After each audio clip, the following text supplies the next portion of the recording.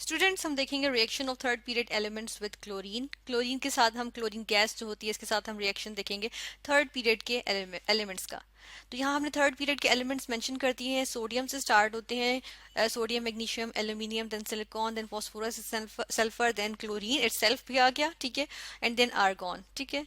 तो क्लोरीन तो हम इसके लिए पहले ही निकाल देंगे, क्लोरीन का तो हम क्लोरीन गैस के साथ रिएक्शन नहीं देखेंगे ना, ठीक है, तो हम यहाँ से इसको ऑलरेडी रिमूव कर देते हैं।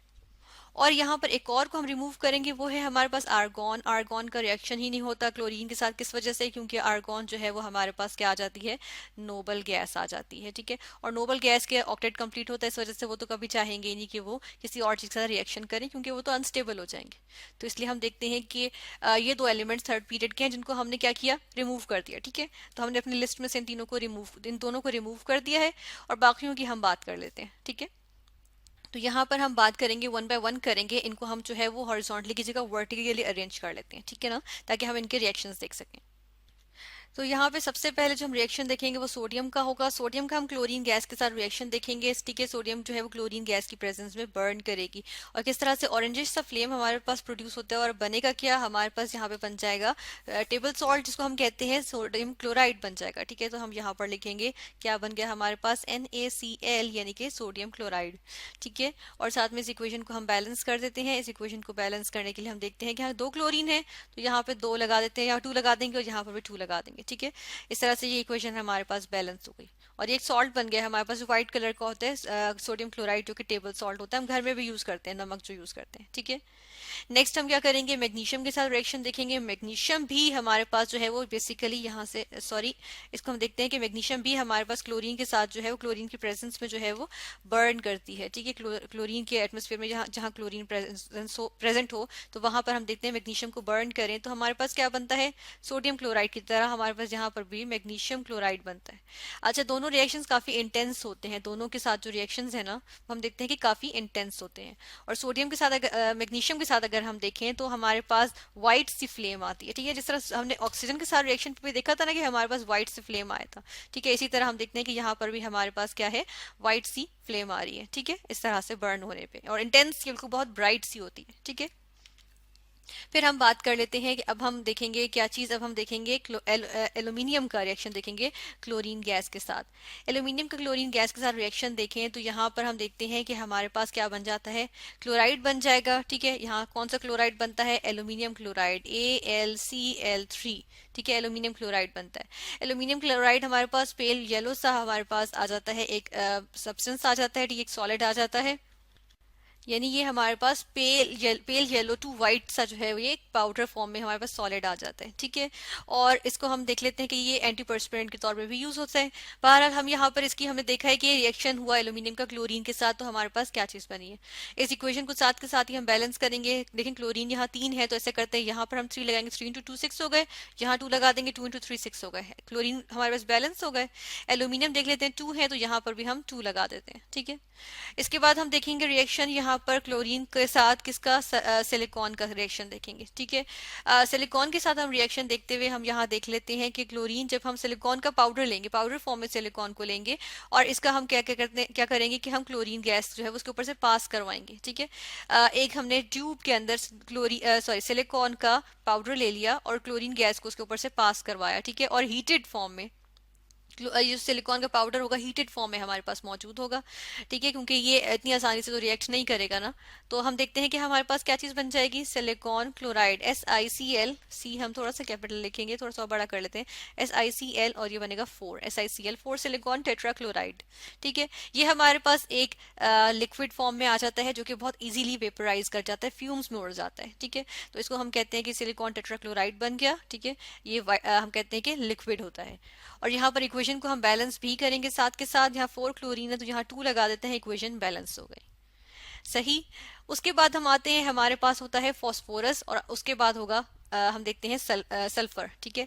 तो यहाँ पर हम बात करेंगे फॉस्फोरस और सल्फर की। फर्स्ट ऑफ ऑल फॉस्फोरस की बात करेंगे, फॉस्फोरस का क्लोरीन के साथ रिएक्शन करवाएंगे, यहाँ पर हम देख लेंगे वंस अगेन, ये फॉस्फोरस जो हमारे पास होगा ये मॉलिक्यूलर फॉर्म में होगा, यानी कि P4 की फॉर्म में होगा। और होता क्या है, अगर इसकी हम बात करें कि हम किस तरह से प्रिपेयर करते हैं, हम फॉस्फोरस को, ये व्हाइट कलर का होता है, सॉलिड होता है, इसको हम मेल्ट कर लेते हैं। ठीक है, इसको मेल्ट करते हैं और उसके बाद फिर हम क्या करते हैं, ड्राई क्लोरीन गैस जो है वो इसके ऊपर से पास करते हैं। जब हम ऐसा करते हैं तो होता क्या है कि हमारे पास फॉस्फोरस ट्राई क्लोराइड के वेपर्स बन जाते हैं। ठीक है, तो इस तरह से हमारे पास फॉस्फोरस ट्राई क्लोराइड आ गया। और इसको हम यहाँ से ऐसे करते हैं कि बैलेंस भी कर लेते हैं। बैलेंस करने के लिए हम यहाँ पर 3 लगाएंगे, क्योंकि 3 इंटू 2 6 हो जाएंगे, तो यहाँ पर 2 लगाएंगे, 2 इंटू 3 6 हो जाएंगे। क्लोरीन बैलेंस हो गए। ठीक है, लेकिन हम देख रहे हैं फॉस्फोरस बैलेंस नहीं है। ठीक है, तो ऐसा नहीं करते हम। फिर हम क्या देख लेते हैं, फॉस्फोरस 4 है, चले अगर हम यहाँ 4 लगाएं तो क्या हो जाएगा, फॉस्फोरस तो बैलेंस हो गए, लेकिन क्लोरीन हम देखते हैं 3 इंटू 4 12 हो गए। ठीक है, तो यहाँ पर हमें क्या करना पड़ेगा, 6 लगाना पड़ेगा, 2 इंटू 6 12। ठीक है, इस तरह से हमारे पास फॉस्फोरस ट्राइक्लोराइड आ गया। अच्छा, फॉस्फोरस ट्राइक्लोराइड को ही फर्दर अगर क्लोरीन पास करते जाए ना, तो हम देखते हैं कि हमारे पास जो है वो फॉस्फोरस का जो है वो दूसरा क्लोराइड भी आ जाता है, यानी पेंट क्लोराइड भी आया। देखिए, फॉस्फोरस पेंटाक्लोराइड। लेकिन हम देखते हैं कि यहाँ पर हम ऐसा करते हैं, इसी का रिएक्शन देखेंगे क्लोरीन के साथ, इसी तरह देखेंगे रिएक्शन। ठीक है, हम इसी को ले आते हैं कि अगर फॉस्फोरस का हम क्लोरीन के साथ रिएक्शन करवाएं, एक और तरीका भी होता है हमारे पास रिएक्शन करवाने का। हम देखते हैं, हमने फॉस्फोरस जो है वो कार्बन डाइसल्फाइड के अंदर हमने इसका जो है वो सोल्यूशन बना लिया। ठीक है, कार्बन डाइसल्फाइड क्या होती है, CS2 को हम कहते हैं कार्बन डाइसल्फाइड। ठीक है, इसके अंदर ये एक कंपाउंड होता है, इसमें हमने सोल्यूशन बना लिया, इसके साथ इसके अंदर फॉस्फोरस डाल के हमने सोल्यूशन बना लिया, और कूल्ड सोल्यूशन था। ठीक है, उसको अच्छी तरह हमने चिल किया हुआ था, और उसके अंदर से हमने क्या किया, ड्राई क्लोरीन को पास किया। ठीक है, जब हमने ड्राई क्लोरीन को पास किया तो हम देखते हैं कि हमारे पास यहाँ पे रिएक्शन क्या होता है, हमारे पास इस बार जो है वो फॉस्फोरस ट्राइक्लोराइड नहीं बनता, बल्कि फॉस्फोरस पेंटाक्लोराइड बन जाता है। ठीक है, यहाँ पे हमारे पास आ गया फॉस्फोरस पेंटाक्लोराइड। ठीक है ना। और ये हम देख लेते हैं कि ये जो हमारे पास होता है ये व्हाइट क्रिस्टलाइन सा सॉलिड होता है। ठीक है, इसको भी हम यहाँ पर बैलेंस करेंगे, यहाँ हमें 4 लगाना पड़ेगा, क्योंकि फॉस्फोरस 4 है, 4 इंटू 5 20 होते हैं, यहाँ 2 है, तो ऐसा करते हैं, इस प्लस साइन को हम थोड़ा सा इस तरफ को करेंगे। ठीक है, यहाँ पर कर देंगे, और यहाँ पर हमें जो है वो 10 लगाना पड़ेगा, ताकि 10 इंटू 2 20 हो गए। अब ये इक्वेशन हमारे पास बैलेंस्ड है। सल्फर की बारी आ जाएगी अब। ठीक है, यानी कि हम लास्ट वन जो हम डिस्कस करेंगे यहाँ पे, एलिमेंट ऑफ थर्ड पीरियड, ये है सल्फर। और यहाँ पर इसका रिएक्शन हम देखेंगे किसके साथ, इसका रिएक्शन हम देखेंगे क्लोरीन गैस के साथ। ठीक है, यहाँ पे हम क्लोरीन गैस के साथ इसका रिएक्शन देख लेते हैं। यहाँ हमने लिखी क्लोरीन गैस। यहाँ पे जो रिएक्शन होगा हम देख लेते हैं, वंस अगेन हम देखेंगे सल्फर एलिमेंटल फॉर्म में नहीं, बल्कि यहाँ हम देखते हैं जिसका मॉलिक्यूल होगा एलिमेंटल मॉलिक्यूलर फॉर्म में जो यहाँ मौजूद होगा, हम देखते हैं कि S8 की फॉर्म में होगा। ठीक है, इसका एक मॉलिक्यूल में 8 S के हम कहते हैं 8 S के जो है वो एटम्स होंगे। ठीक है, तो यहाँ पर हम देख लेते हैं इसका रिएक्शन होगा ये कि एलिमेंटल सल्फर हमारे पास मौजूद होगी, और उसके ऊपर से हम क्लोरीन गैस जो है वो पास करवाएंगे। ऐसा करने पे क्या होता है, हमारे पास यहाँ पर बन जाता है डाई सल्फर डाइक्लोराइड, S2Cl2 बन जाता है। ठीक है, S2Cl2 यानी कि डाइसल्फर डाइक्लोराइड बन जाता है।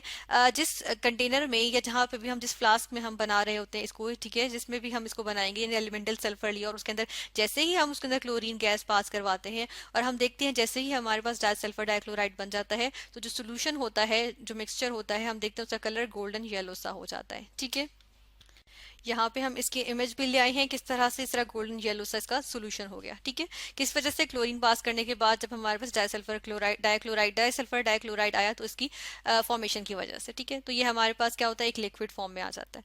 इस तरह से हमने देख लिया। ठीक है, तो हमने देखे क्लोराइड्स बने हमारे पास, किसके, सल्फर का, फॉस्फोरस का, इसी तरह सिलिकॉन का, एल्यूमिनियम, मैग्नीशियम, सोडियम, इनके हमारे पास क्या बन गए, क्लोराइड्स बन गए, जब इनके रिएक्शन हुए क्लोरीन के साथ।